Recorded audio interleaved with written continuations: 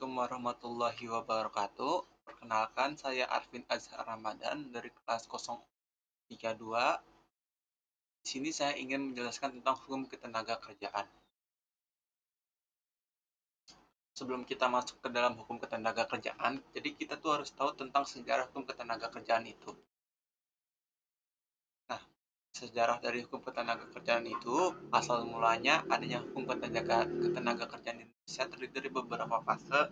Jika kita lihat pada abad 120 sebelum Masehi, ketika bangsa Indonesia sudah mulai mengenal ada sistem gotong royong antara anggota masyarakatnya, di mana anggota di mana gotong royong merupakan suatu sistem pengerahan tenaga kerja tambahan dari luar kalangan keluarga yang dimaksudkan untuk mengisi kekurangan tenaga kerja.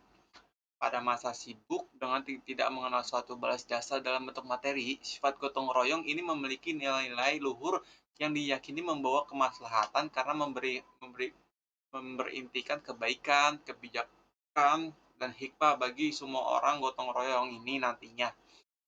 Semua gotong royong ini menjadi sumber terbentuknya hukum ketenaga kerjaan adat, di mana walaupun peraturannya tidak secara tertulis, namun hukum ketenaga kerjaan adat ini merupakan identitas bagi bangsa Indonesia yang mencerminkan kepribadian bangsa Indonesia dan merupakan penjelmaan dari jiwa bangsa Indonesia dari abad ke abad. Setelah memasuki abad Masehi, ketika sudah mulai berdiri suatu kerajaan di Indonesia, hubungan kerja berdasarkan perbudakan seperti saat zaman kerajaan India Belanda. Pada zaman ini terdapat suatu sistem pengkastaan seperti Brahmana, Ksatria, Waisya, Sudra, dan Paria, di mana kasta Sudra merupakan kasta paling rendah.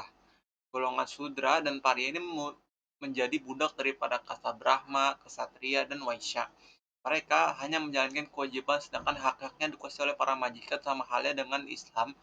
Walaupun tidak secara tegas adanya sistem pengangkatan, namun sebenarnya sama aja. Pada masa ini kaum bangsawan atau raden memiliki hak penuh atas tukangnya atau para budak-budaknya.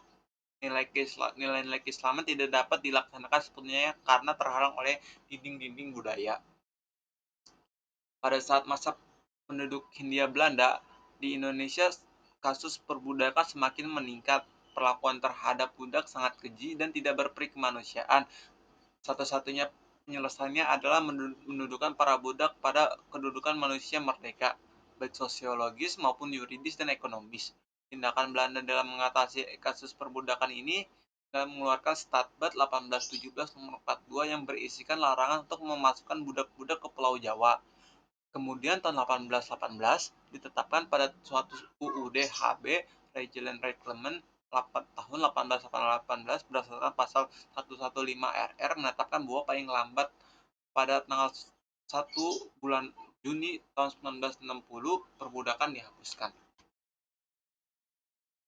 Nah, saatnya kita masuk ke pengertian tenaga kerja. Tenaga kerja itu apa sih? Kalau tenaga kerja ialah setiap orang yang mampu melakukan pekerjaan guna menghasilkan barang dan produk serta jasa baik untuk memenuhi kebutuhan diri sendiri maupun masyarakat luas. Di sini saya memaparkan tentang pengertian tenaga kerja menurut para ahli. Di sini ada 4 ahli yang menuturkan pendapatnya tentang pengertian para tenaga kerja. Yang pertama ada menurut Undang-Undang Pokok Ketenaga Kerjaan Nomor 14 Tahun 1999, yaitu tenaga kerja ialah setiap orang yang mampu melakukan pekerjaan baik di dalam maupun di luar hubungan kerja guna menghasilkan barang atau jasa untuk memenuhi kebutuhan masyarakat. Yang kedua, menurut Undang-Undang Nomor 13 Tahun 2003 tentang ketenaga kerjaan, tenaga kerja adalah setiap orang yang mampu melakukan pekerjaan guna menghasilkan barang dan atau jasa baik untuk memenuhi kebutuhan masyarakat sendiri ataupun maupun untuk masyarakat. Yang ketiga, menurut Dr. Ali Hamzah, tenaga kerja ialah yaitu tenaga kerja yang meliputi yang bekerja di dalam maupun di luar hubungan kerja dengan alat produksi, utamanya dalam produksi tenaga kerja itu sendiri baik tenaga fisik maupun pikiran. Nah, yang terakhir yang keempat, menurut Dr. Paiman yang dikutip dari Ali Hamzah tahun 1990, Tenaga kerja adalah produk yang sudah atau sedang bekerja atau sedang mencari pekerjaan serta yang sedang melaksanakan pekerjaan lain seperti sekolah dan ibu rumah tangga. Nah, sumber-sumber hukum ketenagakerjaan itu ada empat. Yang pertama peraturan perundang-undangan, yang kedua kebiasaan, yang ketiga putusan pengadilan hubungan industrial, yang keempat itu adalah traktat. Selanjutnya saya akan menjelaskan tentang peraturan-peraturan terkait ketenagakerjaan. Di sini sudah jelaskan ada banyak undang-undang tentang ketenagakerjaan. Ada Undang-Undang Nomor 13 Tahun 2003 tentang ketenagakerjaan, Undang-Undang Nomor 2 Tahun 2004 tentang penyelesaian perselisihan hubungan industrial, yang ketiga ada Undang-Undang Nomor 21 Tahun 2000 tentang serikat pekerja, terus serikat buruh. Selanjutnya ada Undang-Undang Nomor 40 Tahun 2004 tentang sistem jaminan sosial. Ada selanjutnya Undang-Undang Nomor 39 Tahun 2000 tentang penempatan dan perlindungan tenaga kerja di Indonesia di luar negeri, Undang-Undang Nomor 21 Tahun 2000 tentang pengesahan ILO Convention Nomor 81 Concerning Labor Inspection in Industry and Commerce. Dan di sini bisa kalian lihat tuh masih banyak-banyak lagi peraturan-peraturan tentang terkait tenaga kerjaan. Nah, apa sih tujuan dari hukum ketenaga kerjaan itu?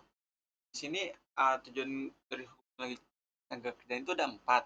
Yang pertama, memberdayakan dan mendayagunakan tenaga kerja secara optimal dan manusiawi.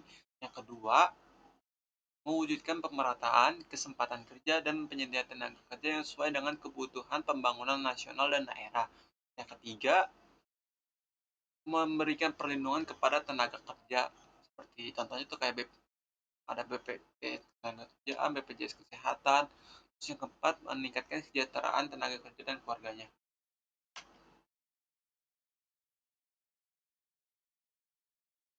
Selanjutnya kita masuk ke tentang penyelesaian sengketa.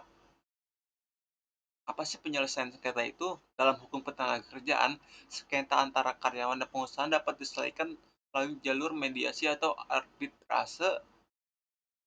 Mediasi adalah cara penyelesaian sengketa dengan pihak mediator yang bertindak sebagai pihak netral untuk membantu kedua belah pihak mencapai kesepakatan.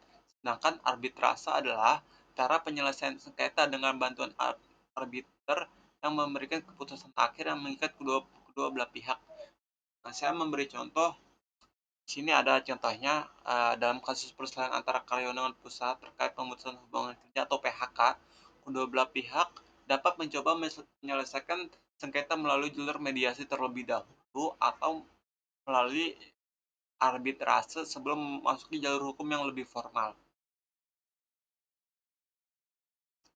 Saya dapat dalam kesimpulan tentang hukum ketenaga kerjaan yang dapat saya simpulkan, dalam memahami hukum ketenagakerjaan, kita dapat memahami hak-hak dan kewajiban karyawan, serta pengusaha peraturan perburuan yang berlaku, serta cara penyelesaian sengketa yang efektif. Hal ini penting untuk diterapkan dalam kehidupan sehari-hari agar tercipta hubungan kerja yang sehat, adil, dan jangan lupa untuk selalu memperjuangkan hak-hak kita sebagai karyawan dalam dan menjalankan tugas dan penuh tanggung jawab sebagai sebagai pengusaha, mari patuhi peraturan ketenagakerjaan yang berlaku dan memberikan kondisi kerja yang aman, sehat bagi karyawan. Sekian dari saya. Apabila ada kekurangannya mohon maaf. Assalamualaikum warahmatullahi wabarakatuh.